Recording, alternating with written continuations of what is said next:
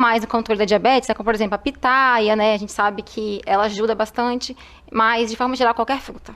E o que seria o veneno, assim? Que é proibido para o diabético? Açúcar de adição, né? Aquela pessoa que tem mania de colocar sempre, né, açúcar no cafezinho, alimentos ultraprocessados, porque tem muita quantidade de açúcar ali, açúcar escondido. Então, minha indicação também, supermercado, ficar atento, sempre olhar a lista de ingredientes. É mais importante ver o que você está consumindo ali do que a tabela, né, dos macronutrientes. Então, ficar bastante atento ao que tem ali. Se tiver alguma coisa que você desconhece, por exemplo, maltodextrina, alimentos assim, né, você já não conhece na natural, né, você já fica mais assim, né, suspeito. Aditivos alimentares de forma geral, então seriam minhas recomendações. E a questão do adoçante? Essa também acho que é uma dúvida. Polêmica. Não é polêmica? Usar ou não? Tem algum tipo específico? A minha esposa então, mesmo, eu até esqueci qual que é lá aquela... Dos adoçantes, eu indico os naturais, né, que são melhores. Aí entra o stevia, xilitol, eritritol. Mas assim, também recomendo, né, assim como o açúcar de adição, a fazer essa redução gradativa também. É minha recomendação. Por exemplo, no cafezinho, se você usa 4 gotas, né, de adoçante, mas tem gente que vem com 9, 12 gotas de adoçante, né? Aí eu falo bem assim, vamos tentar na próxima semana reduzir para 9, na próxima para 4, fazer essa redução mais gradativa. Assim como o açúcar também. Joia. E eu tô tirando minhas dúvidas aqui, é verdade. E jejum, diabético, ele pode fazer aquele jejum intermitente? É difícil a pergunta, né? Acho que não tem estudo para isso também, né? Eu acho que assim, quando a gente fala em diabetes, o jejum intermitente, ele pode ter, alguns estudos mostram uma melhora da resistência à insulina. Então, nesse sentido, cabe sim fazer se o paciente se adequa a esse tipo de dieta, né? Porque tem alguns que não se adequam. Agora, para perda de peso, já puxando um pouquinho aqui para obesidade, não teve diferença em relação a jejum intermitente ou dieta com restrição calórica para perda de peso. Para perder peso.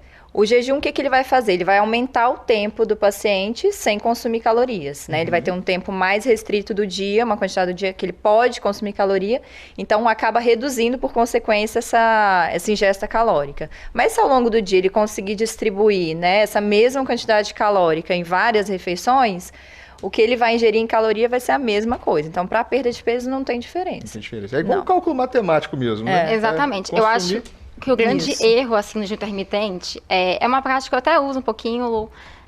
Para diabetes, eu vejo muita melhora por causa da resistência à insulina, mas para a questão de perda de peso, depende muito do perfil do paciente.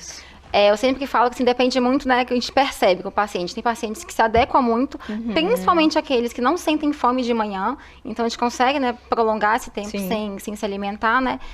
Mas outros não. Eu acho que é importante destacar como você quebra o jejum, né? E essa janela de alimentação, o que você come nessa janela de alimentação. Isso que vai diferenciar se vai ser eficaz ou não. Isso, porque às vezes o paciente acaba compensando na refeição que ele vai quebrar o jejum. Exatamente, né? acaba comendo mais do que deve e não entra em déficit calórico, que é o essencial para você perder peso. Aí você faz pico de insulina e depois o vale dá uma fome, né? Exato. Exatamente. Comigo dá muito certo o jejum. O jejum? Eu de manhã não tenho fome nenhuma, então eu consigo ficar aí meio-dia, só que também meio-dia eu como um prato muito pequeno. Você quebra direitinho o jejum. Aí eu com fibra, proteína, gordura de boa qualidade. Espero que sim.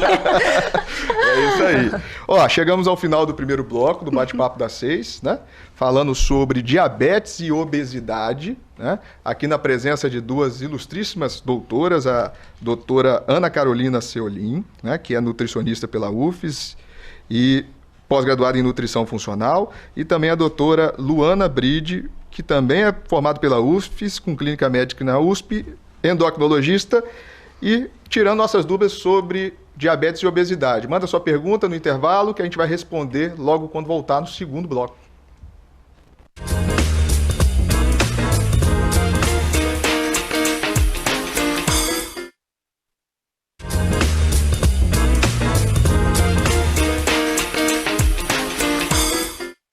Voltamos para o segundo bloco do Bate-Papo das 6, na quarta saudável, na presença de duas doutoras, a doutora Seolim, né, Ana Carolina Seolim, que é nutricionista, e a doutora Luana Bride, que é endocrinologista. No final do último bloco, a gente falava sobre o diagnóstico, o sintoma do diabetes, né, e falando também das consequências do diabetes e etc. Né? Então agora, eu acho que é legal a gente focar um pouco mais na questão da obesidade, né? Que é o segundo tema.